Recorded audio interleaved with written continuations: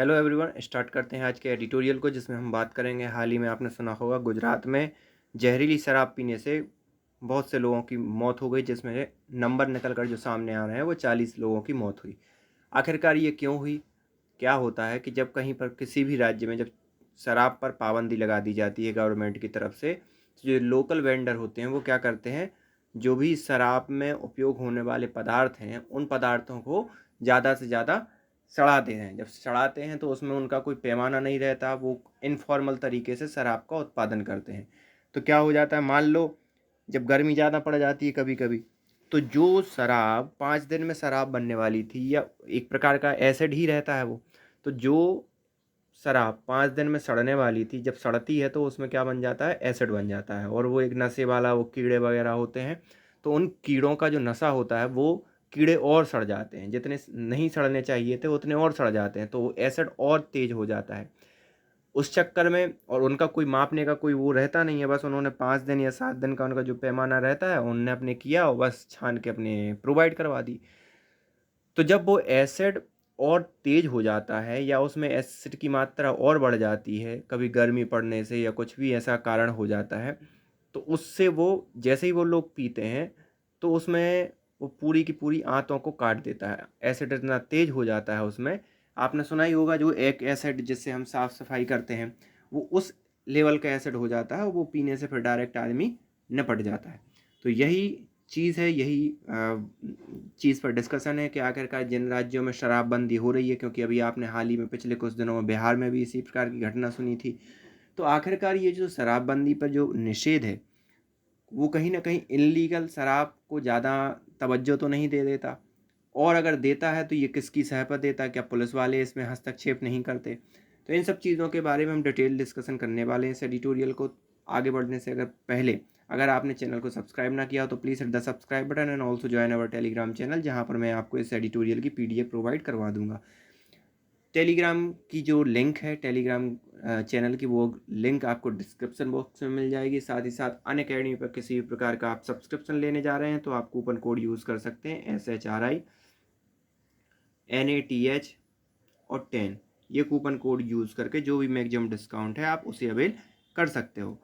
तो अब स्टार्ट करते हैं एडिटोरियल को। डीथ बाय हुच। हुच मतलब वही होता है शराब या पीने वाली चीज़।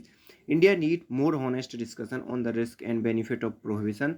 इंडिया को आवश्यकता है कि एक ईमानदारी पूर्ण डिस्कशन हो। किस पर डिस्कशन हो? कि क्या बेनिफिट है शराबबंदी की या किसी भी चीज़ की बंदी के, ठीक है।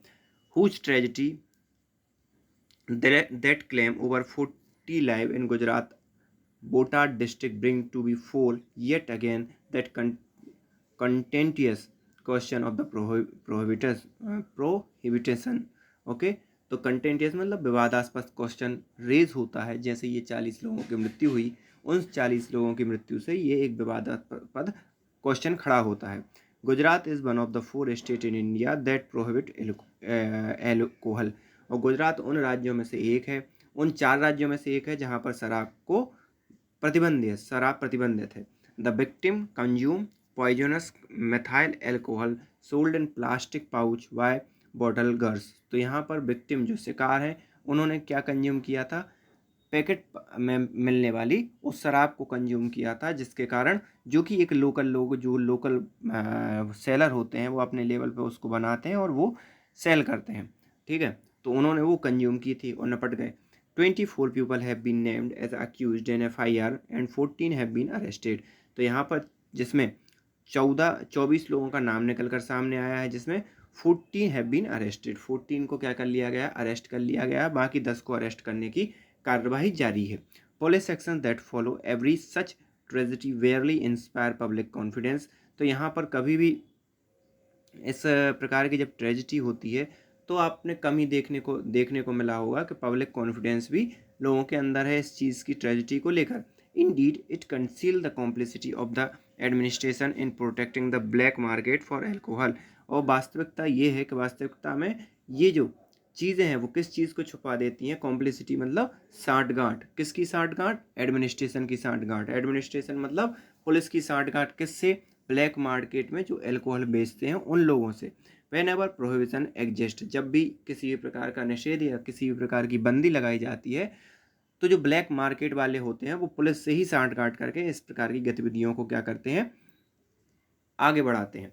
It is difficult to assume that vast network of illegal manufacturing and sale of liquor could exist without the patronage of the police and politicians। तो यहाँ पर ये विश्वास करना बड़ा ही नामुमकिन सा है कि इतने बड़ा मार्केट चल रहा था, शराब का उत्पादन हो रहा था, उसे बेचा भी जा रहा था और पुलिस को और वहाँ के राजनेताओं को कानो कान खबर नहीं थी।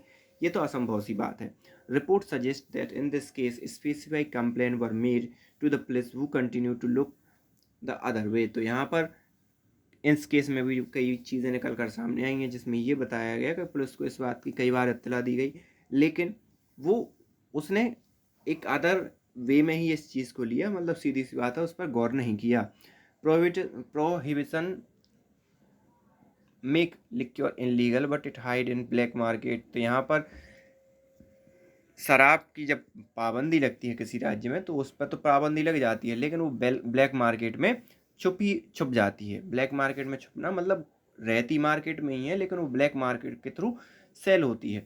White driving sales and production underground the state lose tax revenue while the consumer are expose to huge health risk. तो यहाँ पर इसके दो नुकसान है। पहला ये कि राज्य को इससे टैक्स नहीं मिलता, और दूसरा जो लोग हैं उनको इस प्रकार की हेल्थ रिस्क का सामना करना पड़ता है। Through the prohibition, it listed among the directive principle of the state policy in Constitution. No state has been able to achieve it with any enduring effectiveness। तो यहाँ पर जो प्रोहिबिशन है, डायरेक्टिव प्रिंसिपल स्टेट पॉलिसी के अंतर्गत जो directive principle आते हैं उनके अंदर है, लेकिन किसी भी राज्य ने अभी तक इसे कंप्लीटली इफेक्टिवली अप्लाई नहीं कर पाए हैं। ये सीधी सी बात है। Globally it is a similar experience, और अगर हम पूरे वर्ल्ड वाइड देखें तो भी हमें सिमिलर एक्सपीरियंस ही देखने को मिलेगा। Prohibition has however remain potent slogan for some politicians. तो यहाँ पर जो प्रोहिबिशन है वो कई राजनेताओं का एक बहुत अच्छा स्लोगन निकल कर सामने आता है चुनावी समय में कि भैया हम शराब बंद कर देंगे, जिससे क्या होगा, लोग शराब नहीं पिएंगे, वो घरेलू हिंसा नहीं होगी, वो घर के घर जो बर्बाद होते हैं वो नहीं होगा, तो इसलिए वो क्या कर देंगे, शराब बंद कर देंगे। तो ये राजनेताओं का एक बहुत अच्छा स्लोगन होता है।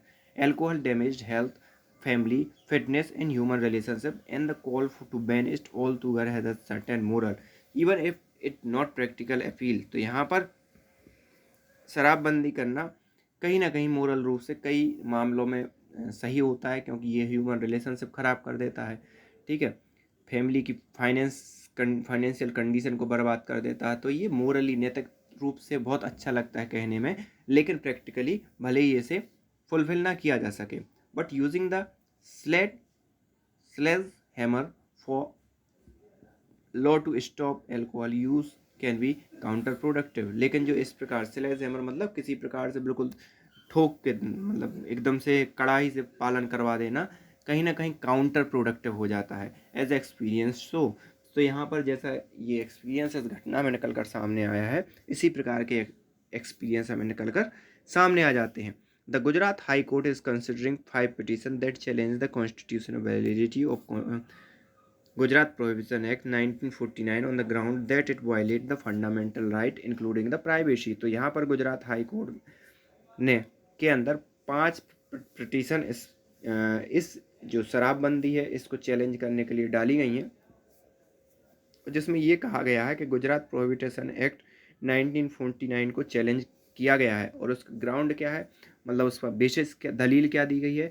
उसमें ये कहा गया है ये फंडामेंटल राइट और लोगों की प्राइवेसी को भी भंग करता है। इसलिए भाई लोगों को पीना है तो वो उनकी प्राइवेसी है ना, तो वो पीना चाहे तो पिए, अब इसमें आप निषेध करके क्या बात करते हो। तो ये सब चीज़ें हैं। The law is being questioned for एलिज्ड arbitration as it follow tourist from outside the state to consume alcohol in the state। तो यहाँ पर लॉ जो है वो उसको क्वेश्चन किया जा रहा है allies as allow tourist from, और यहाँ पर टूरिस्टों को तो अलाउ कर दिया जाता है कि भाई अगर वो दूसरे राज्य से वहाँ से खरीद कर लाते हैं तो वो गुजरात में आके पी सकते हैं, लेकिन गुजरात में खरीद नहीं सकते। तो इस प्रकार की चीज़ें भी बहुत गलत है कि भाई टूरिस्टों को आप अलाउ कर रहे हो और यहाँ पर जो यहाँ के लोग हैं उनको आप शराबबंदी कर रहे हो। The prohibition law give sweeping and intrusive power to the police who at least in one case in the recent past in Gujarat use them against political protesters. तो यहाँ पर जो शराबबंदी का जो पावर है वो पुलिस को देकर कहीं ना कहीं पुलिस को बेवजह में एक अधिकार, एक्स्ट्रा अधिकार दे दिए जाते हैं और पुलिस उसका मिसयूज़ करती है। मिसयूज़ किस पर करती है? जो भी अपोजिशन पार्टी के प्रोटेस्टर होते हैं, आंदोलनकारी लोग होते हैं, उन पर करती है। उन पर क्या कर देती है? गलत शराबबंदी का आरोप ठोक देती है और बस जेल में सड़ने के लिए डाल देती है। तो ये चीज़ें निकल कर सामने आती हैं कि पुलिस उसका मिसयूज़ करती है। On the one hand prohibition offer the opportunity for rent collection, on the other hand it let the police free to selectively apply at the law. तो यहाँ पर जो निषेध है वो एक प्रकार से एक अपॉर्चुनिटी प्रोवाइड करवाता है पुलिस को कि वो जो ऐसे इस प्रकार के जो शराब प्रोडक्शन वाले होते हैं उनसे एक तो हफ्ता वसूल करती है पुलिस, और दूसरी तरफ पुलिस को एक पावर भी दे देती है कि पुलिस सेलेक्टिवली चाहे किसी पर भी इस प्रकार के आरोप थोप देती है। तो ये तो गलत है। There is a moral burden that several political party in India try to carry on their shoulder to discourage or bar alcohol consumption. Several parties bar member from consuming alcohol, but in practice this turn out to be comically hypocrisies. तो यहाँ पर ये बहुत अच्छा लगता है। Moral रूप से मोरल जो बर्डन होता है तो राजनीतिक रूप इस चीज़ को भुनाने के लिए क्या कह देते हैं? नहीं भैया, हाँ हाँ शराबबंदी करनी चाहिए और शराब बंद होनी चाहिए। लेकिन वास्तविकता ये है कि जो वार खोलने वाले रहते हैं या जो खुद राजनेता रहते हैं, पार्टी के मेंबर रहते हैं, वो खुद ही शराब पीते हैं और मोरल रूप से इस प्रकार की बातें देते हैं। ठीक है, विद गुजरात ऑलरेडी। और यहाँ पर इस चीज़ को देखते हुए ये बहुत ही हिप्रोक्रेसिक टाइप की बात लगती है कि भैया हम बंद कर देंगे और खुद पीते रहो और बाकी कह रहे हैं कि बंद कर देंगे। With Gujarat already in campaign mood for the assembly election that is only month away, the tragedy has promoted the Congress and Aam Aadmi Party to train their gun on the ruling Bharatiya Janata party. तो यहाँ पर अब आपने सुना ही होगा क्या दिसंबर के समथिंग गुजरात में चुनाव होने वाले हैं, या नवंबर दिसंबर में, तो जहाँ तक हो सकता है रिजल्ट ही आ जाए। तो अब 1-2 महीने के बाद वहाँ पर चुनाव प्रचार होने लगेगा। तो वहाँ पर आम आदमी पार्टी और कांग्रेस इस बात को मुद्दा मिला के भारतीय जनता पार्टी को दोषारोपण करेंगे। लेकिन rather than clinging on dogmas and impossible goal to social reform through the coercive law, there must be more honest discussion on the prohibition. तो यहाँ पर ये सब चीज़ें छोड़कर बजाय इसके कि आप इस प्रकार का बलपूर्वक एक ऐसा लॉ लगा दो जिसके कारण आज 40 लोगों की जान चली गई, बजाय इसके आप उस पर एक ईमानदारी से डिस्कशन करो कि भाई हम इसको कैसे रोक सकते हैं। ऐसे बलपूर्वक तो बिल्कुल भी नहीं रोक सकते। और उसका परिणाम क्या निकलता है जो आपने आज सामने देखा कि 40 लोगों की जान चली गई। तो इसलिए एक ईमानदारी पूर्ण डिस्कशन होना चाहिए और लोगों को देखना चाहिए कि वो कहाँ कहाँ किस प्रकार से इस चीज़ को सही कर सकते हैं। So this is all about today's editorial. So thank you for today.